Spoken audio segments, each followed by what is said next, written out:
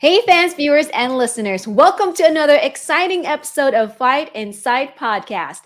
I'm your co-host for today, Rain Cruz, also known as Ringside Rain, ring announcer for Up Next Fighting. And with me as always is Timmy B. Before we get things started, I would like to invite you all to follow and subscribe to Fight Inside Podcast so you can get the latest news and updates from our show. Today, we have another two great guests. First, we bow down to a queen from England who just continued her reign at Cage Warriors 163. And then we will speak with a young Canadian who just captured gold at FLA 12. Plus, we discuss the news of PFL buying Bellator and a whole lot more. So, what are we waiting for? Tim, hit it! Ladies and gentlemen, welcome to the Fight Inside Podcast. Our first guest trains out of GB Top Team very proudly and is one of the baddest women in the UK. She's an advocate for violence. You saw her here on episode 113. That's only 33 episodes ago, so you might think that's a quick turnaround, but it's not in her standards because she just fought and won at Cage Warriors 163 on 2 days' notice, Rain. Plus, we love her, so of course we want her back. Rain. Please welcome Kate, Queen of the South, Bacik. Yes, there guys, how are you doing? Kate, how are you? I'm all good. How are you doing? Not bad, not bad. It's good to see you again. Thanks for having me again. Yeah. You're killing it. Of course, I was so happy to see you with that Cage Warriors again in London, in your hometown on a 2 days notice turnaround. Fine, that's the only way I can get fights. I'll either wait for 5 years or it's like a day's notice. Well, it's funny you say that, Kate, because Rain, we had on a girl last week, Willow, who in Canada, Kate, her opponent fell out at the last minute, or I think maybe a week or so out, and could not find an opponent. And it's really difficult. I was at an organization out in East Coast last weekend called Fight League Atlantic. And on one of their podcasts, I heard the owner saying, hey, if you're a girl looking to fight, reach out to us. It does seem like the female market is tough. Oh, yeah, definitely. Is it because you're hard to find a replacement when there's a pullout in a females fights? I realize that because it's hard to get matched as it is. And then when it's on a few days notice, it's very hard to find someone who's just going to step in and take the fight. I've had this issue this entire year, and before that too, when there's some issues in the fight week, injuries, whatever, people can't make weight, whatever issues there are, and then my managers and the promoters, everyone is looking everywhere, and they can't find anyone to step in every single time. So I think it's an issue, yeah. Yeah, it's crazy, but no challenge for you. I mean, your opponent needed a fight, and in steps Kate Bacic. Bad luck for her, though. Hey, I just like to fight. If I can make the fight, I'll fight. Yeah, no, it's amazing. Rain has not met you before, Kate, so we're gonna play a little bit of a game with you to get to know you / loosen you up. And there's a theme to these questions, Rain, but we won't tell her what they are. We'll kind of let them develop, okay? So, Rain, go ahead with question number 1. All right. Question number 1. John Jones was talking trash to this former UFC champion over Twitter and mocking him for having glossy fingernails and making Frozen references. I don't actually know, but... The Frozen reference? He made the Frozen reference when he was trash talking to Alex Pereira. Oh, I missed that. I didn't see it, but that makes sense. Adesanya, baby. There he is with his glossy fingernails. Of course. Who else? Who else? Pereira beef as well. He's obsessed with Adesanya. Exactly. All right. This next one might be harder though, Kate. So Rain, let's see if she gets it. Okay. Question number 2. What male UFC fighter was notorious for coming to the octagon with black painted toenails and shorts that look like ice? I've got no idea. I don't really look at people's feet like that. Kate, I want to see your browser history, and I want to see how much you're on WikiFeet. Look at my feet, but Oh, hello. All right, here we go. Okay. With ice shorts, Kate, Iceman. I'm really bad at this. It's very late in England right now, but is Iceman Chuck Liddell? Oh, He was okay. notorious. He always had black finger, See, black. this is why I don't really do pop quiz. All right. That's okay. That's okay. This last question, Kate, if you don't get this, I'm kicking you off the podcast forever. Amazing. Rain, question number 3. All right, number 3. This female fighter got a free mani and pedi before her fight at Cage Warriors 163 before kicking butt on just 2 days' notice. It wasn't free. It cost me time. But who is it, Kate? I guess it's me. Kate Bacic. There we go. Well. Kate, so the reason why I'm saying this, and for those that don't know, for those that didn't watch your fight, so Kate, of course, your fight was at Cage Warriors 163. It's on Fight Pass. You can go watch it now. It was a great fight. But this is what happened. This is what happened. So, Rain, Kate is my friend. I really like her, so I would support her. So I'm watching her fight. And this happens, Kate, when you get to the cage. Here we go. And toes for Manny Pedi. It took me ages as well. Oh my days. Oh my, and Rain, I had to cut that down from like a long, you went through every single nail. Kate, what happened with that? I gotta ask. So obviously, like the way things happen, they happen quite fast. So I was still sparring like Thursday morning. I was still at the gym, kind of like I've been made aware of the fight possibly being an option Wednesday late night, like midnight. But then I woke up on Thursday. I was still sparring because in theory I'm still in camp for another fight on December 2nd. So I just decided I'm not gonna eat much. I'm not gonna drink much water. I'll just spar and see what happens. And maybe waited until like 4-5 for them to confirm that the fight is happening, and then I just went straight from the gym hotel, basically catwalk and all that. So I didn't really have time to like look at my nails. I kind of thought they might be slightly too long for a fight. They were not like super long. I obviously was still training and sparring with them, but I didn't have time to like go and do anything with them, because it's like hard gel as well. I thought like I'm not gonna be able to cut through myself, and then obviously like I walk out, I get to the cage, and like one of the corner people like is basically saying, yeah, you've got to cut your nails.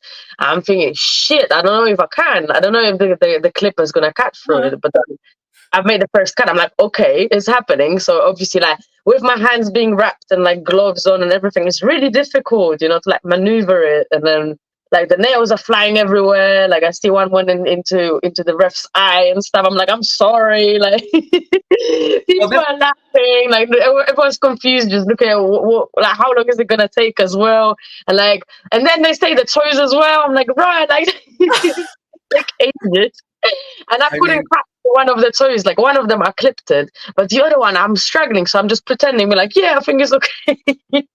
But the good thing is, my entire walkout tune played, and then they looped it still. That never happened before.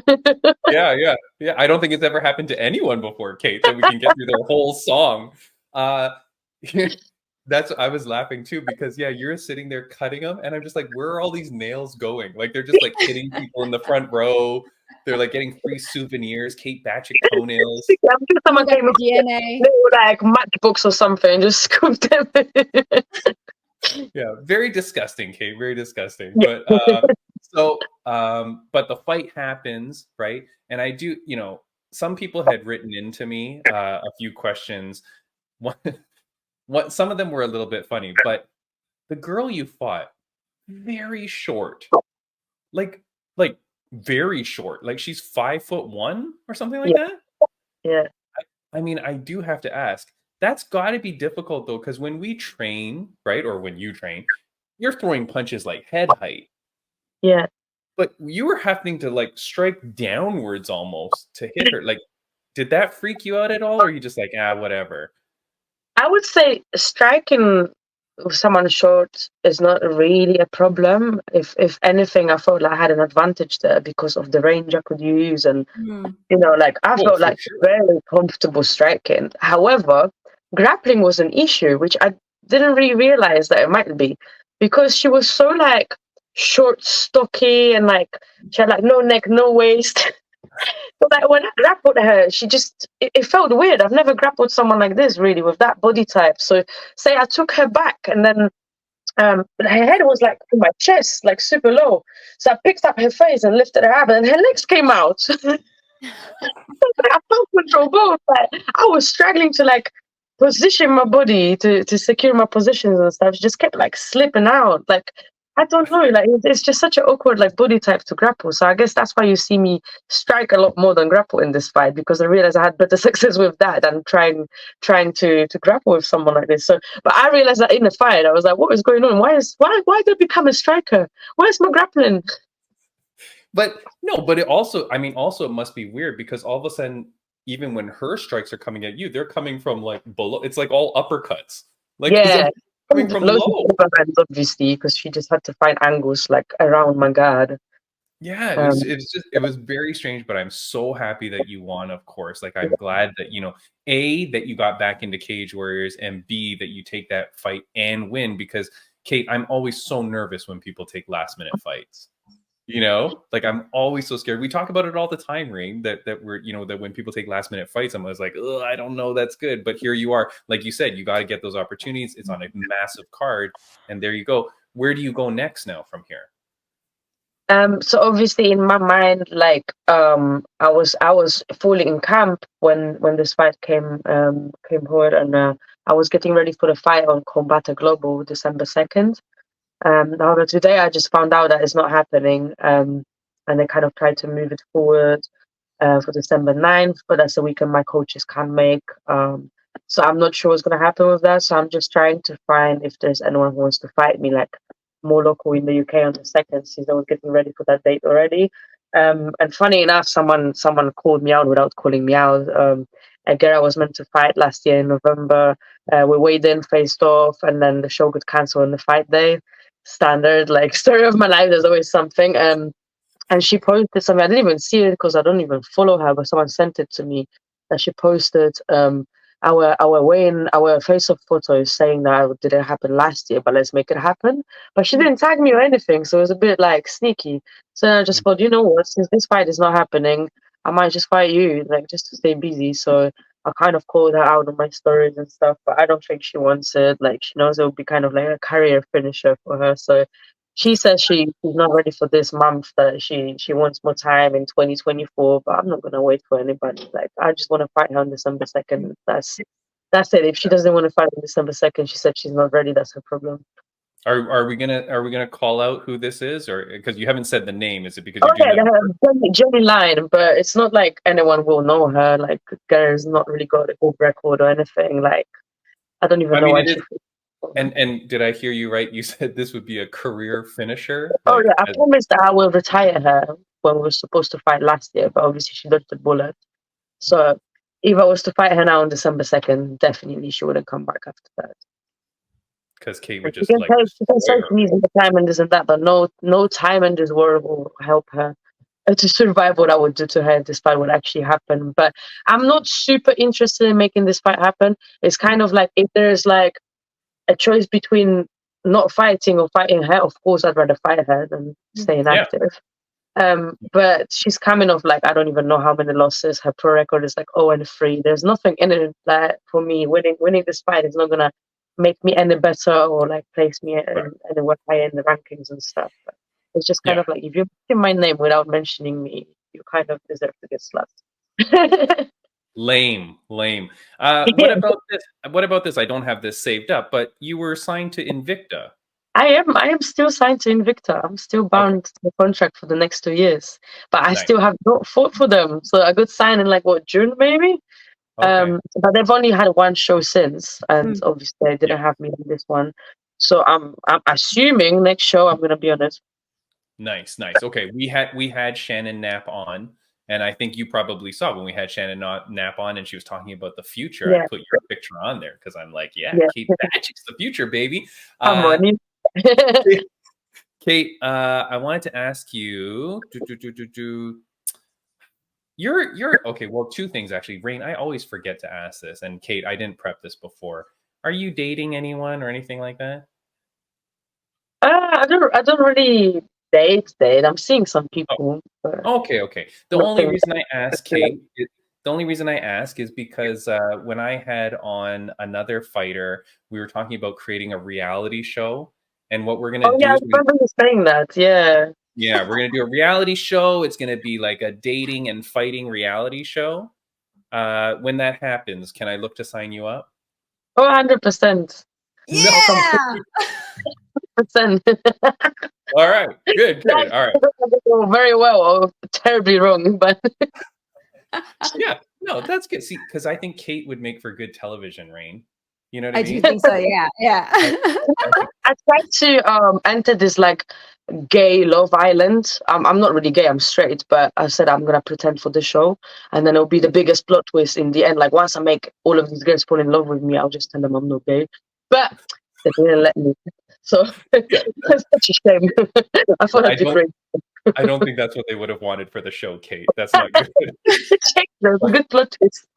But my show, Kate, when we get it launched, right, it will be good. We're going to do it somewhere cool, and it's going to be, like you got to fight, and then, if you win the fight or the challenge or whatever, we're working out the kinks. But that's good that we got you. It's Caitlin Neal. Caitlin Neal is going to host it. She fights for PFL. Rain is going to be there. I'm going to be there. Like, we're going to run this good. So, okay, we've got Kate signed up. Rain, that's good. That's awesome. Yeah. Kate, you talked about how you love to look at people's feet. Let me see. I want to ask you about this though, Kate, because Rain, Kate has a very proper Instagram. She's funny, she's cool, she does like quirky dances, and she's always like being cool with Instagram, but it's never like anything inappropriate, I would say. Kate, this happened on the weekend, and I want your reaction to this stuff. Some would say it's too early on a Saturday in Las Vegas for that move. Her son is in the crowd. Oh my goodness, on the fence. Best seat in the house. I could see, okay, for those not watching on video, right? If you're not watching on YouTube or Spotify, I was showing Aylin Perez twerking in the cage, then twerking upside down. And what people don't know is that I can see Kate watching it as it's on screen, and your face is pretty much as it was now. Yeah, because the video kind of froze for me, but don't worry, I've seen it. I've seen it when I watched the fight, and yeah, like it's cool. Why not? Like this girl, she's got interesting vibe. Like the things she's doing and like the way she's going about her career is very unique, and like she can twerk, so why not? And then her son being there, I don't think it changes much. And like from what I know and what I've seen online, they've got a really good relationship, so I don't see anything wrong with it, to be honest. Really? Rain, what do you think, Rain? Well, now that I know that's her son that they showed on screen. Okay, because I thought if it was a random kid, it's like, okay, what's going on? Yeah, why are you showing some random little boy watching? Random kids there in the venue, though. So. It seems like she's having a lot of fun, though. Yeah. No problem. You guys are both cool with that? I don't think there's anything wrong with it. It's just she's just dancing, enjoying herself, whatever. Like, not everything has to be like super sexualized. Like, it's whatever. And I bet she gets views from that too. Like, you've got to be smart about your career. This fighting thing doesn't really pay the bills. Okay, well, see, I'm surprised that you said that, Kate. I thought you'd be like a little bit shocked by it, maybe, or something. Or Rain, I thought you never. Okay, here's my question. Would it be different if she had a daughter? No, Rain? I don't think so. The thing is, like, I feel like when I saw the clip, it seemed like she was just like having a lot of fun. And I think the other guy right next to her, I think he was trying to like do the same thing, but yeah, badly. Yeah. It doesn't work. Yeah, no, the coach. That's the Yeah, coach of the that's the goat. coach. He's pretty cool as well. Like, Yeah, well, if you see how these guys train and like how they go about like everything in the gym, then you understand the vibe as well. Like they don't care, they do what they want, and I really fuck with that. I like it. yeah. No, that's a You very shouldn't cool really dude. worry about like people judging you and like adhering to all these social norms and stuff. I don't see anything wrong with it. It's not like Okay. she's naked. Well, there you go. I mean, like that. Yeah. Okay. So I'm glad that I asked you guys because I wanted to see what your guys thought was. I thought it was a little bit weird, like because I'm an old man, I guess. I don't know. I'm just like I don't know. This is weird, but Kate, I love having you here, of course, because you're always so entertaining. I do want to ask you one question that we've been asking everybody, and I don't think I asked this of you last time, Okay. but Kate Bacic, it's a question that my mom used to ask me as I was a kid growing up. On a scale of 1 to 10, how happy are you? I don't really believe in happiness as a concept per se like that. I think like there's a lot more to it. Like happiness is a very like transient kind of feeling. Like it comes and goes. You can be happy 1 second and not so happy like a minute after that. So it's more like about being content with your life and like satisfied with what you're doing. Like even if you're not genuinely happy with everything that's going on in your life, you're going to be content with like what you're doing on a daily basis, I think. So it more comes down to that. And like I don't know, I feel like happiness is just a feeling and all feelings come and go. So it's very difficult to answer it because you can ask me if I'm happy in this very moment. I can tell you on a scale 1 to 10, but then that might change in in the next moment. Nice. No, Kate, I love that answer. Like we've been getting all different answers to that question, so I love asking it. So thank you for that answer. I think that's great. Rain, before we let Kate go, is there anything that you wanted to ask her? Yeah. So for me, when it comes to fighting last minute and then having scheduled fights, which one is more, I guess, which part do you get more nervous? Something that's like, okay, you know what's going to Funny. happen, regret, or something that's like, Yeah, okay. I don't really get nervous at all. Like when I fight, I don't think that I've ever gotten nervous. Well, except for like my first few fights when I was like 17. Mm. Then I remember being nervous for like weeks before my first fight. But then ever since then, like I don't really get nervous. Like I thrive on pressure. Like when other people maybe like might be affected by pressure and like people and like the short notice stuff, for example. Like I thrive on it. Like I love it. Like I feel so calm when I fight. Like when I walk out, I'm in the cage, I just feel so content and like focused. And I'm never like that. I've got like ADHD and 99 issues. But when I fight, like that's the only time that I'm just super relaxed. So I don't think there would be any difference. Like a fight is a fight. I always approach it the same way. But I think the biggest difference between like doing like a proper camp and proper fight week and then just taking a fight like a couple of days notice is that I didn't have to do the fight week, which means I didn't have to stay away from training. I didn't have to do the fight week diet. I literally just did a fight week diet one day. So it was kind of like a lot easier to deal with that side of things because things can get difficult, like water loading. I didn't have to do that. So all of these things I don't really like, I didn't have to do them. So that was kind of easier. But obviously, I had to fight like higher, heavier weight divisions. So there's always like pros and cons to everything. But it was interesting to do it without all these fight week bits. That's Wow. awesome. Like when you're such a killer like Kate, Rain, it doesn't matter. Like, Yeah. yeah, I love it, Kate. Kate, before we let you go, is there anything that you wanted to say to the fans, viewers, and listeners of the podcast? No, just thanks for listening to my bullshit. Kate, you're the best. Please keep. If you want to fight me, let me know. Yeah, He's ready. To go back to fighting at flyweight, but all of the fights I'm getting offered are like every weight division but flyweight. So I mean, Kate, it's Monday today. This podcast comes out Thursday. Who knows? You might be fighting like this Saturday. We don't know. Like you don't know. It could happen. Kate, keep your nails trimmed, please. funny enough, someone paid for my nails after the fight because I was thinking like shit, so much money just down the drain, basically. And then someone was like, "Yeah, here's money for your pedicure. Yeah, You deserve them." yeah. Keep those nails trimmed. We'll see you soon, Kate. We're very excited to watch you. guys, I'm going to put it down at the bottom of the screen. If you're only listening on audio, she is at Purple Supernova 7. That is Kate Bacic on Instagram. So go follow her. Great content. Kate, you hang around very cool people. Say hi to Olga for me. Say hi to Veronica Hardy for me. Veronica Hardy, get on this podcast. And we will see you soon, Kate. Maybe we'll see you on our reality show. I don't know what we're going to do, but we will see you soon. And it's been great to have you again, Kate. Thanks for having me back on your show. All right, take care. Bye-bye. Thank you, Kate. Yeah. See ya. Rain, Kate is very cool. She's got great energy, and she's a great fighter out of Great Britain Top Team. So, again, go follow her, Purple Supernova 7 on Instagram. Rain, our next guest is already here in the lobby.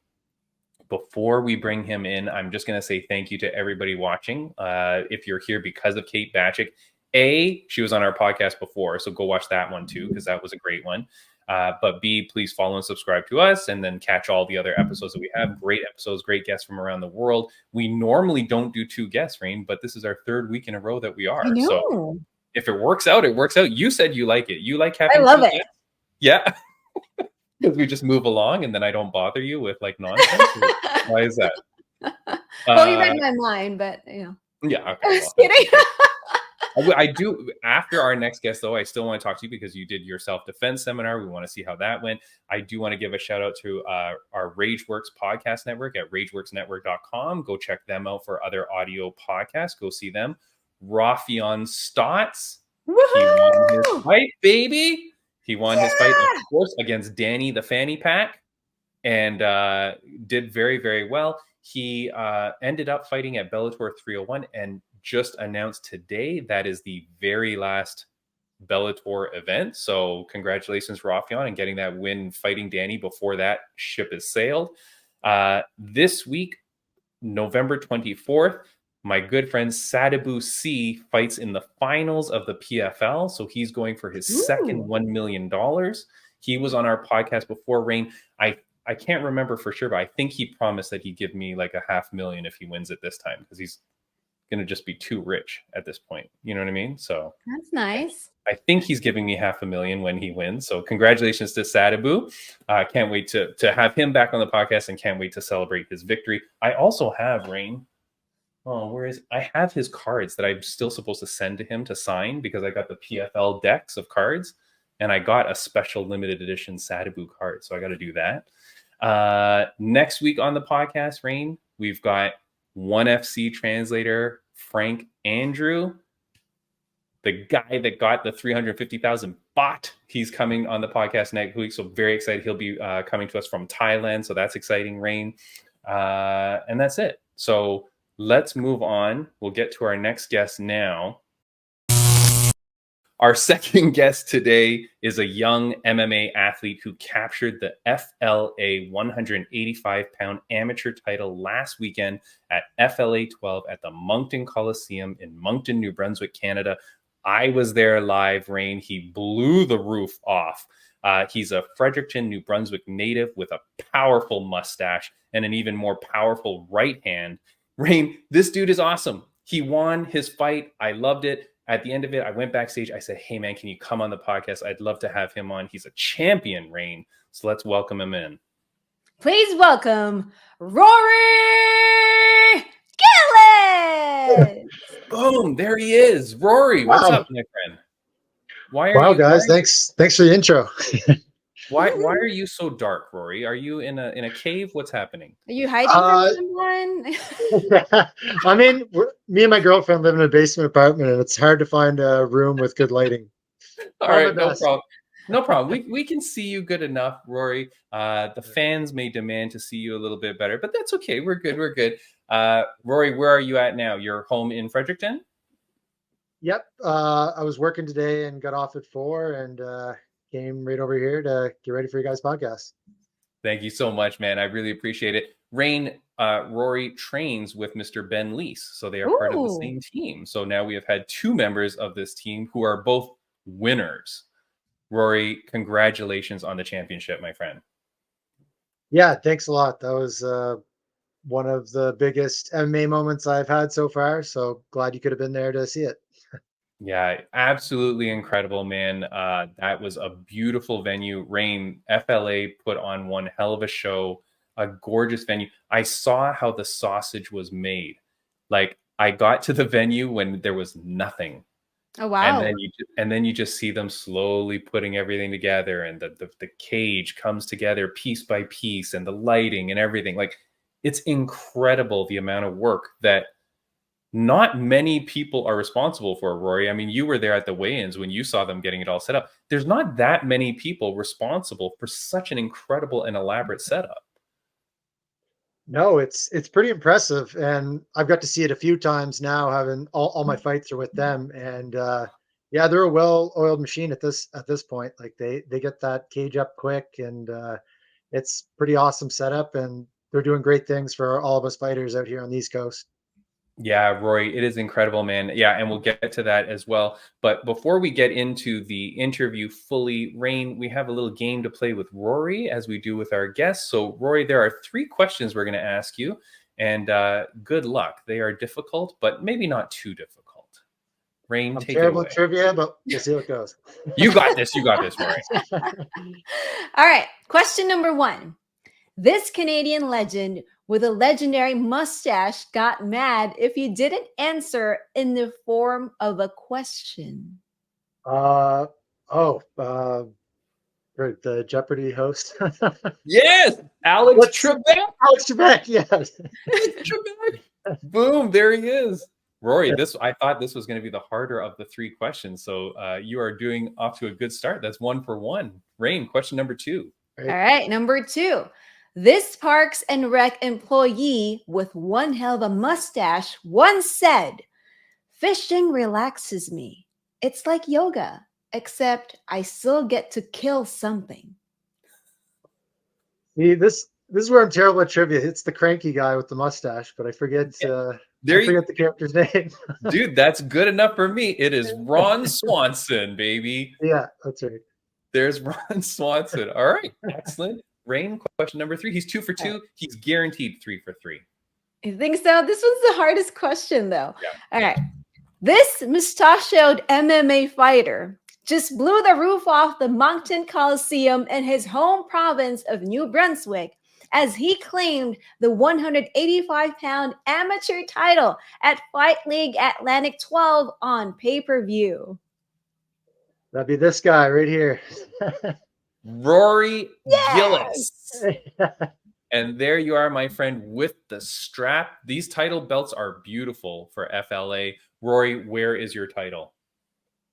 It's out in the living room right now with my girlfriend. Oh. She's out there watching TV.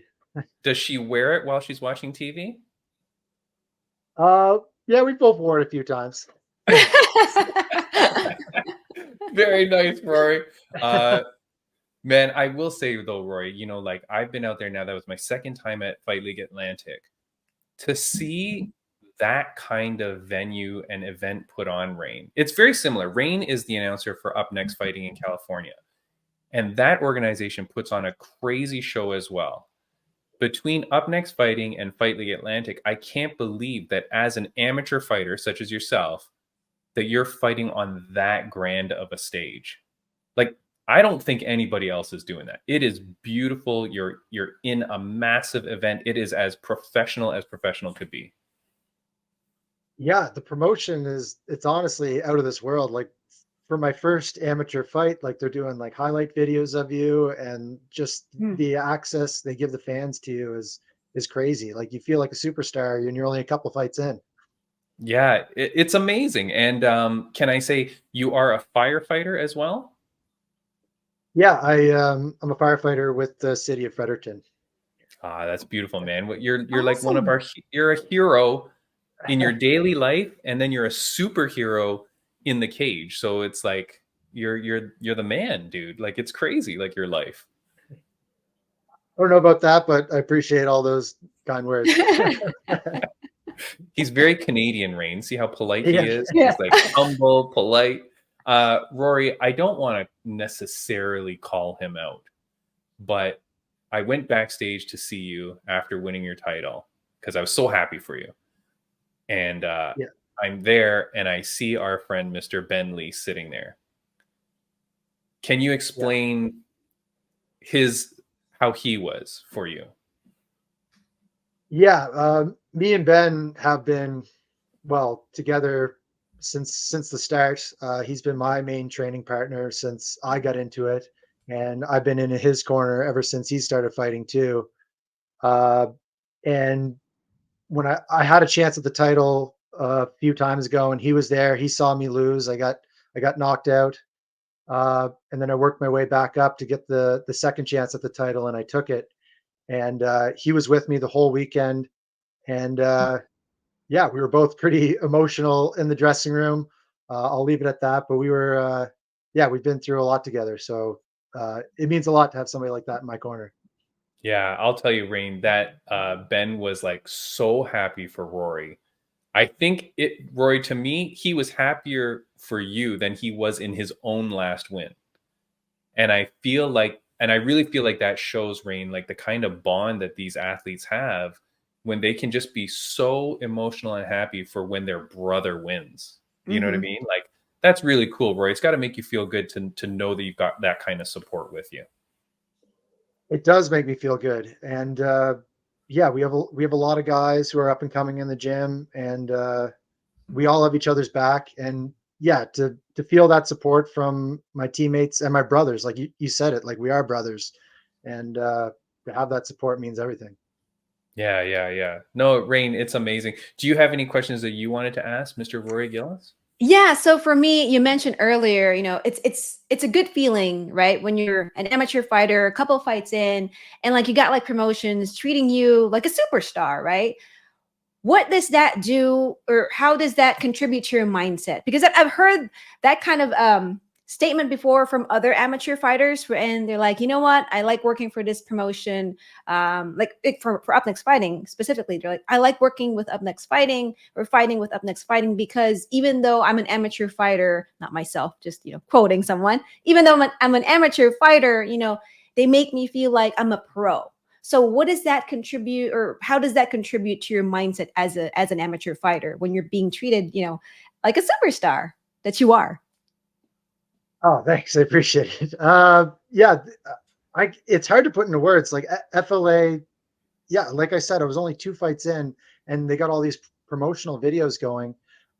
It also helps with exposing you to that pressure. There's a lot of pressure when they're putting these videos out there, and everybody online is thinking you're a superstar too, because they're watching them and they're gaining followers, and you're getting more eyeballs drawn towards your fights. So a lot more people around town and stuff are talking about your fights, and it's good to get used to that pressure early in your career. So if you do make it further, it's not such a shock to your system when you get all these eyeballs and attention. Because it's, for me, I just like competing, the spotlight and stuff. I'm not it's not that's not why I do it, I guess, as much. Some of my other teammates are better at handling that kind of thing, but yeah, it's just good to get that exposure early in your career, I think. That's awesome. Yeah, it's crazy because you hear about people having octagon jitters and stuff like that, Rain, like the first time they fight for UFC or the big show or whatever. But I swear, like, I get that the crowd might get a little bit bigger, Rory, that, like, the higher up you go, but man, that event, the spectacle, the crowd was packed. Like, it was packed and it was loud as hell.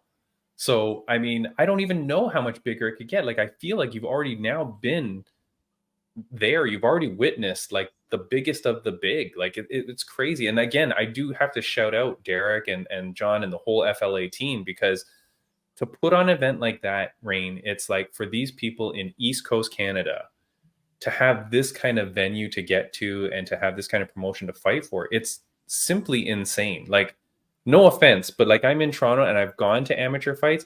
Rory, we're fighting in like elementary school gymnasiums. Like, Yeah. like there's nothing, like it's so bare bones, and I know there's other great promotions around and stuff like that, but like that, what you have there in Atlantic Canada, you would never expect it. Like, it's crazy. Yeah, and I know how lucky we are, because we've had other promotions who have done a great job too, but they've stepped it up to such a high, like it's another level. And yeah, you're nailing it, Tim. Like, they're doing great things, and I'm so appreciative of everything they're doing for us. Yeah, yeah. Now, Rory, I also heard, and I didn't realize this, but you won FLA Kumite 4, which is the jiu-jitsu tournament that I commentated. Rain, I did number 5, but Rory, you won number 4? Yeah, that's right. So I won.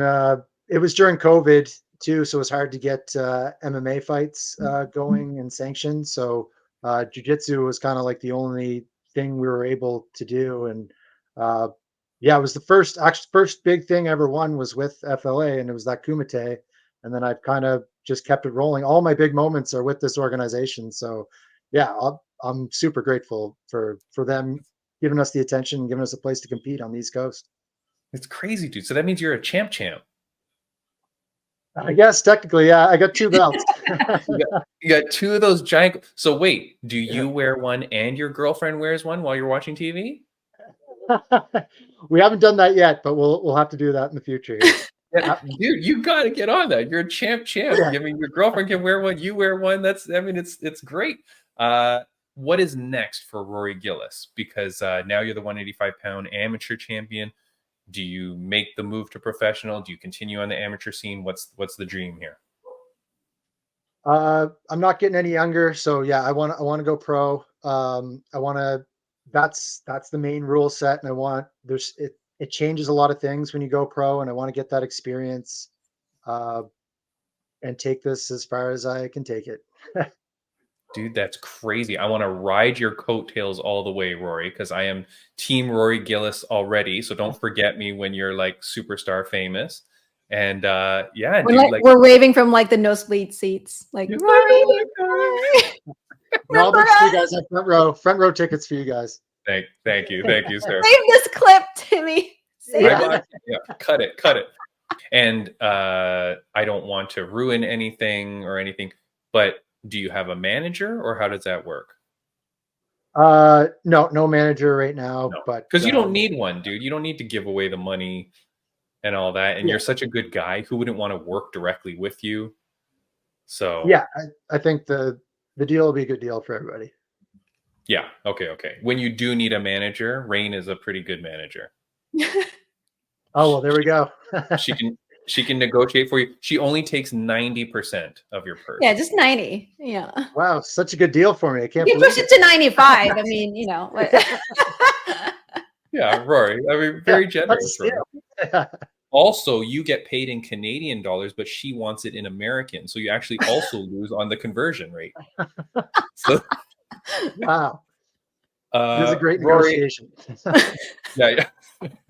But Roy, I'm so proud of you, man. Like being a firefighter, first of all, you deserve everybody's respect and admiration for doing that. How long have you been doing that? 3 years now. Yeah, so it was about a year into firefighting, and then I started fighting too. Nice. No, that's awesome, man. So yeah, not only are you a firefighter that deserves all that attention too, but you're a great fighter. You're a very respectful, very polite young man. So like you represent the sport really well. I feel like you represent Canada very well. Rain, I'm always goofing on him, but that mustache is so powerful. You've got your look, Rory, which I like too. Rain, last event when I was at FLA 11, he won with one punch. Stop! Really? Oh wow! It was one punch, broke the guy's jaw, right, Rory? Yeah, it broke his jaw, I think, in a few places. We talked after too. He's a nice guy, but we both know the consequences of when we get in there. And anything can happen in there. And that's just no. Yeah, and nothing against that guy. I mean, that guy was a lovely guy. I had met him before too, and all the competitors at FLA, incredible, nice, genuine people, right? But I'm just highlighting how dangerous Rory is. When you train in firefighting, when like you have to break down the door and they like do different things, do you just punch it with your right hand? Sometimes might give it a kick. That's the easy way of opening it. Yeah. Okay. All right. Right. That's how strong this man is. All right, Rory, I'm going to ask you the final question as well. I think you heard me ask my last guest, and do not be influenced by what her answer was. But Rory, on a scale of 1 to 10, how happy are you? I'd say I'm very happy. I'm up there, and we'll give it a 9, I guess. Can't be totally perfectly happy all the time, but I'm happy as long as I have a goal to work towards, and that's why I'm doing MMA. I'm lucky. Like, I literally do something that puts my body at risk, but I love it so much. That's why I do it. Some people have trouble getting out of the bed in the morning, but I have purpose in life, and honestly, it's a wild ride, and it's going to be hard when it's all over because I'm having a lot of fun right now. Dude, it's crazy. I mean, you've got years to go, Rory, so that's not a worry. And then when I look at your relationship with the other fighters, you're going to be on this scene forever because you're going to be a mentor, you're going to be a coach. Like there's a lot for you to do in this world as being a good person like yourself. So yeah, I'm glad that you say that you're a 9 out of 10. I'm glad that you say that there's still goals for you to work towards. And I feel like, you know, just for everybody, like it's important to just continually set new goals for yourself. Yeah, I That's the appreciate only way that. you can yeah, that's the only way you can be happy, you know. But yeah, Rain, is there anything else that you wanted to ask Mr. Rory Gillis? You know, I'm just curious. Do you have a nickname? No nickname yet. Not yet. All right. Just Yeah. because you seem like you're like a positive person, you have no worries in life. This just really clicked in my head. You could be Rory, no worry, Gillis. Rory, no Oh, worry. Get a little bit of the rhyme going. Okay, I like it. okay. Hold on. I love it, right? But you know how they say, like, when you make a nickname or something, you have to say it a few times, make sure it rings, right? So, Yeah. Rain, announce him with the nickname, and let's see All how right. it sounds. All right. Please welcome Rory, no worry, Gillis. Nice. I like it. I like it. It's growing on me. I like it. Yeah, Rain, that's a pretty good one. And especially because, yeah, Rory, you're not very emotional. Like not emotional, but like you don't have a lot of emotion on your face. Like when you're coming in and stuff, you're not like, yeah, you know, or anything like that. Like you're pretty stoic. Yeah. Oh, I Try don't to know. keep it pretty even keel going in He there. doesn't look worried. No worries. No worry, Gillis. I like it. Rory, play with it. See what you think. Let the boys know at the gym at Yeah. Evolution. Let them know that this is the nickname that your favorite podcast has given you. And then let's see how this plays out. Yeah. I'll see what the boys think at the gym tonight. All right. Rory, is there anything that you want to say to the fans, viewers, and listeners of the podcast before we let you go? I don't have much to say. Just thanks to my team, thanks to my girlfriend Jenny, and thanks to my family for everybody supporting me. Yeah, just happy to have all the support in my life right now. Rory, you're a man of very few words, but very kind words. You're a good man. I'm happy to have met you, man. Like I've seen you a couple times now. I feel like we're pretty cool. And you know, your career is going to continue, hopefully with FLA, of course. And I will definitely be excited to see you again in person and to catch you throwing those bombs. I appreciate it, Tim, and thanks, Rain, for having me on, guys.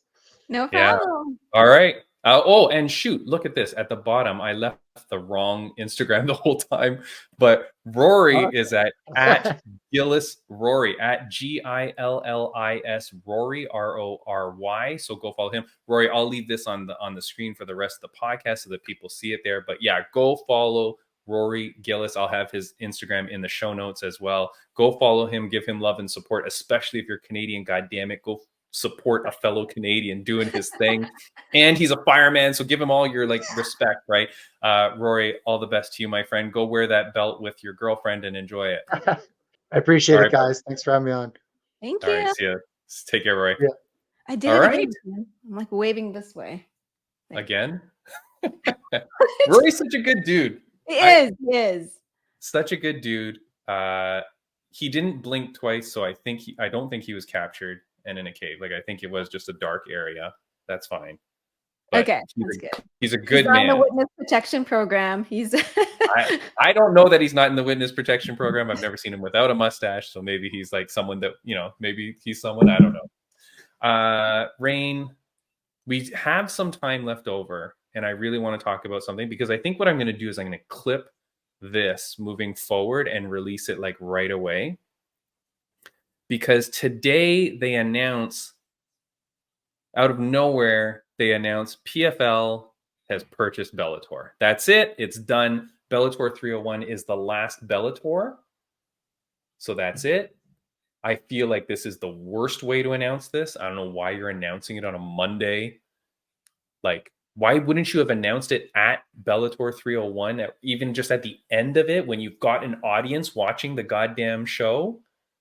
Like, announce it like that, or announce it at a PFL event. I don't know why you announce it as a weird statement. Yeah. Maybe the deal wasn't like done at that time, you know? Or maybe there's like some legalities wherein they can't really like do it at that time. But that's the only thing I can think of. I know, but just do it anyways, you know? Okay, hold on. Before we get to that, though, I do want to say, Rain, pa-pow. Ah! Your birthday is coming up, and you are doing Rain's birthday donation drive. Yes, to benefit Second Chances Rescue. And for those of you who don't know, I have two dogs named Joey and Professor, and I both adopted them from Second Chances Rescue.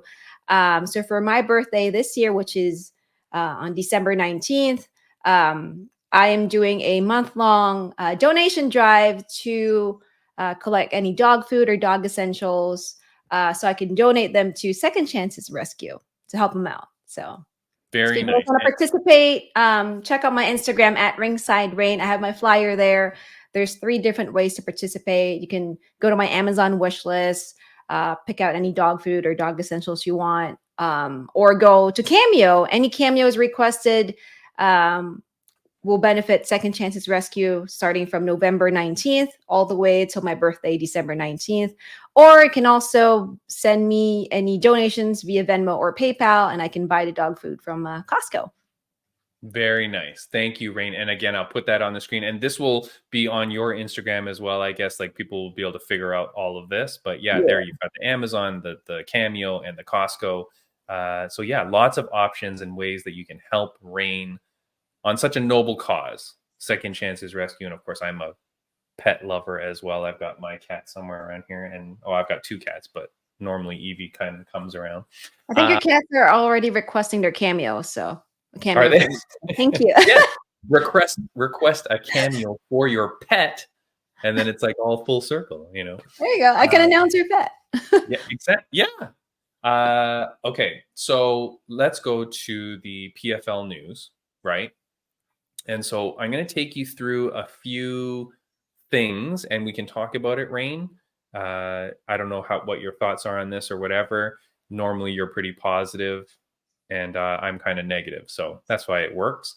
Now, I did watch and listen to, so we're filming this on Monday, and I did watch the Ariel Helwani interview that was airing before that we recorded this podcast. So it's kind of like a reaction to Ariel Helwani and this guy, Donn Davis. I'm putting up his LinkedIn post. Like, Rain, I don't know who releases information on LinkedIn for MMA. But Donn Davis, the founder, chairman, and co-owner of PFL, that's where he did it. So we'll go through that statement. Here's a picture of him on the Ariel Helwani show, the MMA Hour. So he's there and he's talking. I've never seen this guy before. I've never heard him before. Frankly, I didn't know who he was. He seems like a very genuine, nice man. He must be a killer in the boardroom. Mm-hmm. To be who he is and where he is, but he seems very kind, very nice, almost too nice. Like, I'm like, wait, is he too innocent for this kind of gig? But he seems very, very positive and very nice. So, Rain, let's go through the statement if you want. Or do you have any thoughts? No, right? Who cares? Like, I mean, not right now. I guess we can go through. Okay. All right. Here is the statement. So we'll just read it little bit by little bit, I guess, Rain, and we'll take it through. But so it says, PFL acquires Bellator MMA. The MMA industry changed for the better today. Better for fans, better for fighters, better for commercial partners. PFL has acquired an incredible number of top fighters through the Bellator acquisition, and our combined fighter roster is now equal in stature to UFC. PFL and UFC both showcase rosters that are 30% comprised of fighters who are top 25 world ranked in their weight classes per Fight Matrix rankings. let's go with that bit first, Rain. That's baloney. I don't know who the hell Fight Matrix is or anything like that, but you're telling me the best fighters in the world are equal between PFL and UFC? Both have rosters that are 30% so they're saying they have the same number of fighters, and they're saying that they both have 30% of their fighters in the top 25 in the world. So essentially, you're saying you have the exact same number of top 25 fighters. I call baloney on that big time. So what I'm getting here is that PFL and Bellator combined now, it's like they're trying to kind of be the same as UFC, right? But here's the kicker, though, Rain.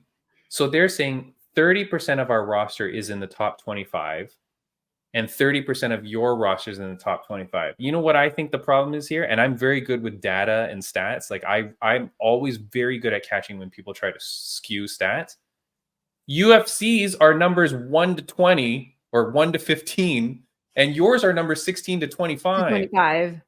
Maybe you've got a few guys sprinkled in, right? I'm thinking of Johnny Eblin, Sadibou C, Olivier Aubin Mercier. There's going to be a few guys, yes, in the PFL and Bellator, Patchy Mix, Rafion Stotts, probably. There's people that are going to be in there, but UFC's got to probably have 1 to 10, you know what I mean? Or like 8 of the top 10, which that's who really matters. So that stat is skewed. 100% that's skewed. 30, you have 30% in the top 25, so do I. Yeah, but it's a different, we're in the top 15, you're in the back 15. So that's a skewed stat, Rain. The other part said at the beginning that I just read, the MMA industry changed for the better today. Better for fans, better for fighters, better for commercial partners. I don't think it's better for fighters. I think that if I was Rory Gillis, and I've fought now several times for FLA, and I've developed my pro record, and now I'm looking for the next step in my career, instead of having Bellator, PFL, and UFC, he's now got UFC or PFL. He's lost an option. I don't think that's better for fighters, and I don't understand why they would say it's better for fighters. Well, maybe Bellator and PFL combined, I mean, they'll get more sponsorships, which equals to more shows, equals to them requiring more fighters to fight in their cards. Right? Because now they have like all these fighters under one brand, right? So now how do you... Well, so I listened to the interview, and I'll sprinkle in some information here. He does go on to say that they will have 32 events in the year. As PFL and Bellator combined. Okay. As whatever combined. Now, there's more than just PFL and Bellator, because they also have their Challenger Series, blah, blah, blah, whatever. But he's saying that overall they'll have 32 events. But the problem is, if you had Bellator and PFL, I swear there would have been more total if you had two separate run organizations, because they'd be running events on the same weekends as one another. Right now, with 32, you're essentially saying we're going to do 32 events out of the 52 weeks in a year. Of a year, yeah. But you're not going to run multiple competing events at the same day and time as they kind of do now. Like PFL is sometimes on Fridays or whatever, and so is Bellator. But like, I don't think they're always on the same day, but they're in the same week. You're not going to do that now. Yeah. And I think the challenge here, just to bring back earlier when I mentioned that PFL is on ESPN, UFC is on ESPN, I mean, that could play a big role too. Or, in terms of like the number of events that they have, because I feel like there's always like a UFC event that's on ESPN too. So here's another thing that I learned from Donn today. The ESPN deal for PFL ends this year. And he has not announced his new network broadcast partner. Okay. Bellator's broadcast deal ended as well this year with Showtime or Showcase or whatever, and that's no longer a deal. So he says that they are going to announce the new deal for network partnership in a couple of weeks. And he would not commit to say if they were both going to be on the same network. But it might not be ESPN. I feel like if it was going to be ESPN, you'd say, "Oh, we re-upped our deal." Even if you didn't say it about Bellator, but it's weird that he's not saying that now. Why would you announce it later if only that it's going to be somewhere else? Yeah. I don't know. Unless, because I know Amazon airs ONE FC, right? with their shitty laggy service that And like then, the audio's always out of sync. Terrible. And then Bellator is coming from, is it Showtime? Showtime, okay. Which is under Paramount, I believe, if I'm not mistaken. Yeah, I think so. Sounds right. Yeah, so unless they go with NBC or the Peacock network, or maybe Apple TV, because I know Apple TV, they're trying to stack up the sports that they're airing too. So now he did. Sorry, Rain. He also did go on to say that when they were looking to do the deal, PFL wanted more and better athletes. Therefore, they looked at Bellator. He wanted their roster. So that's what happened. That's what made this deal happen. He does say that he wants one-off events because PFL runs on that season, right? The tournament thing. So he wanted one-off events, and this is what Bellator is going to be. So they are remaining separate. We've debated that on this podcast several times. He said that Bellator is going to have 8 events in the year. 8, okay. So of their 32 that they say they're having, 8 of them are Bellator, and they're one-off events, meaning they're not part of a season. He says that then he made some weird comment where he goes, a season of fighting is too hard for some people at their point in their career. And he references Showtime Pettis. And he's like, kind of like these veteran guys or whatever, they don't want to go into a season. So that's why they can have Bellator. And he does say that the fighters can go into whatever they want. They're all part of the same organization. If you want to be part of the season tournament, go into that. If you want to be in the one-off events, go in that. What if all of them say, I don't want to be in the stupid season? I mean, I guess they won't, but you could have all the shitty guys, no offense, go in to one the season. Yeah. Go to the season for that $1 million prize, if that still exists, because I'd never have an opportunity at that. But all the guys with a name, they may say, well, forget it. I'm not going to go this tournament thing. I'm just going to go have my regular one-off fights. In which case, you've now watered down the PFL. Yeah, so they have all these fighters, right? Because you mentioned that 8 out of the 32 fights will be Bellator fights, which leads 24 for PFL. Yeah. And with the amount of fighters that they have, it could be a situation wherein they just want a bunch of fighters signed, right, under their umbrella. That way they can book all these fights. If one fight falls through, it's always going to be easy to find a replacement. It's not a matter of finding a random fighter somewhere. They already have someone in their back pocket. I guess, but I think my problem is I think there's going to be a lot of fighters that don't want to do the tournament. And now you might be stuck because you've only got 8 events in the year to not be in the tournament.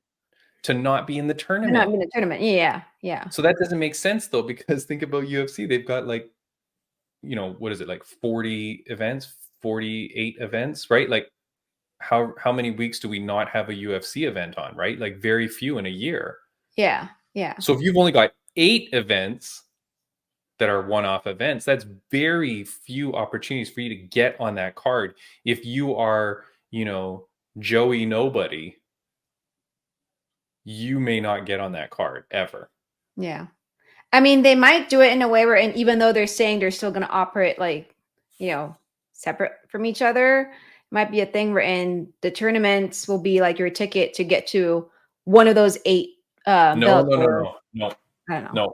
No, that's not what he was saying. He seemed to say no, it's 2 separate and distinct things.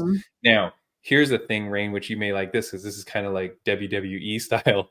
He did say that the champion, that they might want to do champion versus champion, right? Like a Bellator champion versus the PFL champion. But if you do that, once you do it once, isn't the title unified? And then what? It's kind of like, like WWE and SmackDown or Raw and SmackDown, right? Or Yeah, whatever. yeah. Once you unify them, how do you split them up again? Yeah. He just created a new belt. So you just keep creating one for the loser. I mean, that's what WWE did. They just created another belt. Like, Is that really what happened? Yeah. Because like they've unified the two belts. Roman Reigns has had these belts for like forever. Yeah. And then they probably couldn't figure out how to like split them again. So, they created a new one. Yeah, like, okay, so fine. So that's going to happen.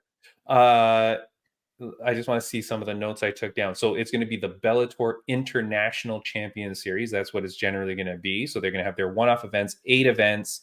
I was saying, what if you're the Bellator champion? And then next year you go, you know what? I want to go in the tournament instead. What happens to your belt? Do you take it into the tournament? Does it get left behind? Do you have to vacate it? So that to me is a question, which I don't think anyone would do that, but I'm just saying what's going to happen. Like I said, he is going to announce it. Oh, he said in a few weeks or in January, they're going to announce where it's going to air, but it is going to be for free, I think he said. So which means no pay-per-view, I guess, which that's fine. Let's go on with the posting here, or that thing from LinkedIn. PFL will launch a reimagined Bellator product in 2024, the International Champion Series. Okay. Mm-hmm. The Bellator International Champion Series consists of 8 events hosted in great cities across the globe. He said mostly Europe and like non-America. Each Bellator event will feature 2 compelling co-main fights competing for championship belts. Okay, so every event has 2 title fights. Mm-hmm. Great. No comment. Who cares? PFL platform has 5 live fight franchises with 30 premium events year-round. I don't understand what that means. Okay, so they've got the PFL regular league season, PFL super fights. That's where Ngannou and Jake Paul are. Mm-hmm. You've got the Challenger Series. That's where Caitlin Neal fought the other time. Like it's that kind of like an entry into the PFL. Then you've got PFL International Leagues Bellator. I think that's the same thing.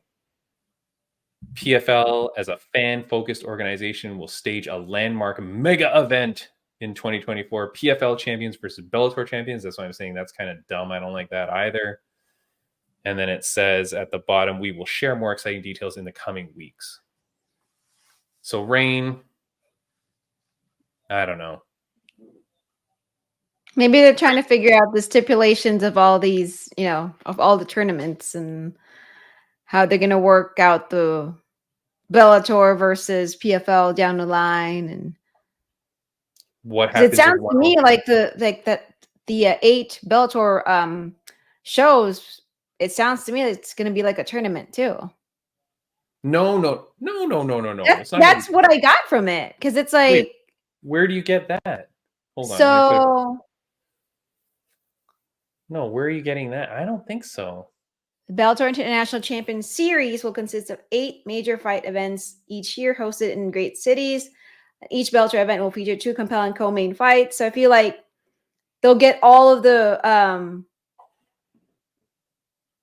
champions from those 8 events, right? And in the end, it's going to be like champion versus champion to represent Bellator against PFL. That's what I'm getting out of it.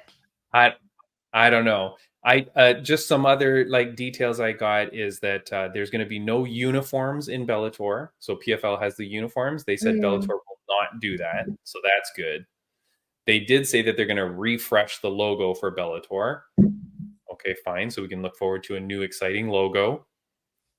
They did say that they don't know whether Scott Coker, who now is like the president of Bellator and the face of Bellator, they don't know if it will be him. They didn't say no, but they didn't say yes. Here's something, Rain. They don't know what's going to happen with their commentators yet. Mm. Donn Davis, Rain, and Timmy B will be the commentary crew for Bellator International Series. Book us. We are cheap. We can kick ass. And we can do no worse than what you've got right now. Right? I was gonna say I'd love to be the ring announcer, but Oh, okay. Then you're gonna bail on me already, Rain. Jesus, oh, you can handle it by yourself. I'll be the Fine. ring announcer. Look, I mean, the door is wide open.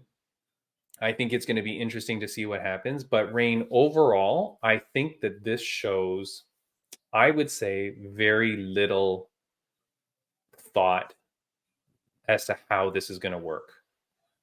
In my mind, it really seems like you're keeping the two entities separate. You've got two borderline failing entities. You're merging them together and doing nothing different with them. And you're just letting them go. The only thing is that they'll be able to kind of cross promote, or like they'll be able to fight into one another's leagues. But who cares? That happens anyways when fighters like end their contracts and switch. Like we've had Michael Chandler go from Bellator over. We've had Justin Gaethje go from whatever to whatever, right? Like you've had fighters move around. Hurricane Shane Burgos goes from UFC to PFL, right? Like this happens. Brunson is fighting in PFL this weekend, and he's a big UFC guy. That's not interesting to me. So I don't know what these guys are doing. Like he was saying at the beginning, he said, look, our goal was to be number 2, and now we've done that by buying out Bellator, who maybe was number 2. I mean, you're forgetting about ONE FC and you're forgetting about Invicta, quite frankly. But I don't know, Rain. This news does nothing for me to make it think that this is going to be a success. I feel like if you were going to announce this, that you've got to announce some like major fights or something. Like, why announce it now if you have nothing to announce? Like, you need to announce fights, you need to announce events, you need to announce something that makes us interested. Otherwise, we're just left with like just as many questions as we started. Yeah. I mean, it could be that they announce it right now to kind of gauge the interest and then kind of go from there. That could be it too. So it's still a work in progress for them, I guess. I don't know what is the benefit to any of this. I don't know where the win is. I just don't know like how do you announce this and then not have a fight? Like at least say something, or at least give us something to look forward to. But really, from everything that he's listed, it sounds like it's just the same two things. And like before, I was kind of like cool with that they would be fully separate. But this is like some sort of weird mishmash that doesn't really feel like it gives me anything. If anything, like I would have rather him just go, yeah, we bought them. We're just going to keep funding them. They're going to do their own thing. They're not the same as us. But he keeps saying we're together. But then you're running them so separately. Yeah. I don't know. It just seems weird. And I feel like his announcement didn't have enough information to make you feel like that I've got confidence in what they're going to do. Is I guess what I'm getting at. The reaction online has not been extremely positive. Like when I'm looking online, I don't think that there's much going on. The fans seem kind of disinterested, to be honest. Or confused. That could be too. Or confused. I do think that the gentleman, Donn Davis, is greatly overestimating the appeal of both brands. Like I feel like he really thinks a lot of people love Bellator and love PFL. I don't think that's the case. I think they're both fledgling organizations that are tough. And that merging them, like, I don't know, unless you merge them into something and not call it PFL or Bellator and start something all brand new, but that's really hard too with branding and everything, like how done. So I don't know, Rain. Overall, this segment has tanked because I feel like I've just talked myself into misery on this thing, and you're not helping me keep me excited for it. No, I'm just like confused. It's like, all right, they did this thing, they're together, but then they're operating separate, but then they can cross over to each other. You know, if it's a relationship, it's complicated. That's the status of this relationship. It's complicated. Yeah. Just like a dating relationship. It's complicated. Yeah, I don't know. I don't think they have much to go on. I guess we'll see what happens, but I just wanted to be able to like comment on it and give reaction to it so we could say what we thought. Also break down some of that stat stuff and things like that so you could see like, okay, well, this is where we kind of think that this is going. Rain, that's it. There is someone that I want you to reach out to on Instagram for comment on this, which is Leah McCourt. I sent you that Instagram. This girl, in the whole thing, this girl got screwed the most, Rain. Oh, no. She is a fighter out of Ireland who was doing so-so. I think she's 2-2 in her last 4, but she was building up some hype. She's a good-looking girl. She was building herself up to the point where she was challenging Cyborg for the title in Ireland. So it was going to be like an Irish girl versus a Brazilian girl, kind of like a Connor versus Jose thing. You know, big fight, good looking girl against the legend Cyborg. It was all coming true to happen. This happens, and now that is off the table. The guy Donn Davis said, I don't know what's going to happen with that. Like, that's not as solid as it was yesterday. Leah McCourt, get on this podcast. I want to talk to you because I want to see how pissed off you are at this and what you're going to do to make sure that that fight happens, because that was a big fight in the sense that like it was marketable. She's marketable. Cyborg is marketable. That was going to be something. And now we're in limbo over that. And I think that she's got to like bust ass. She's got to go on like a media campaign tour to push PFL to still book that fight for her, because that was going to be her payday, man. That was going to be her big fight. And I mean, if she won, it would be freaking miraculous. So that's a big one. Rain. I just want to say thank you to our guests today. It's great to, have 2 guests because, we get to like know 2 people, get, more stories from different people. Please find me on Instagram at Ringside Rain so you can check out Rain's birthday donation drive. So I hope you guys can participate in that. Shout out to ASD Concepts. I took their women's self-defense class yesterday. It's a really great class. I learned a lot. So thank you to Jared and Justin from ASD Concepts. They will be doing another class on December 9th. So if you are interested, if you are in the Inland Empire area, they are in Upland, California, and you can find them on Instagram at ASD Concepts. And last but not the least, UNF 14, December 2nd. There's still tickets available, so go check out at Up Next Fighting on Instagram or upnextfighting.com. 2 weeks away? Yeah, 2 weeks away. 2 weeks away, and you get to see Rain do her thing again. So go get it. Go to UNF, of course. Go get your tickets. That event is incredible. Again, Rain, I'll talk about it later, but I did want to say again, thank you to Fight League Atlantic for having me out. Incredible show. Go to their Instagram, check out all their stuff. Freaking insane, Rain. That event is so well done. The crowd was hyped up like crazy. The crew there is incredible. The commentators, the announcer, everybody there is fantastic. It was a great event. Rain, thank you so much. We're going to end the audio podcast here. We'll put up some videos for a couple that you can click on, that you can follow us. And that's it, Rain. I think that's it. We will see you next week, and we will have the translator, Frank Andrews. So very excited for that. Yeah.